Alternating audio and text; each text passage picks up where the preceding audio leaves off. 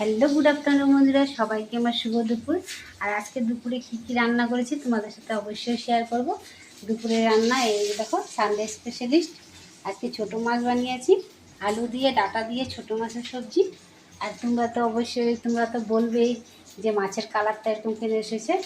তোমরা জানো আমার তো লিভারের একটু প্রবলেম পেয়েছে, তাই আমি এখন মানে তেলটা তো দিয়েছি, কিন্তু মানে মরিচের গুঁড়া টোড়া দিয়ে, তার জন্য কালারটা দেখো, কালারটা মানে এতটা সুন্দর কালার আসে না, একটু কালো কালো হয়েছে। আর কাঁচামরিচও দিয়েছি, শুকনো লঙ্কার গুঁড়া দিলে তো জানোই তোমরা, মানে সবজির কালারটা খুব সুন্দর আসে। শুকনো লঙ্কার গুঁড়া আমার জন্য মানে খুবই খারাপ, এর জন্য আমি খাই না।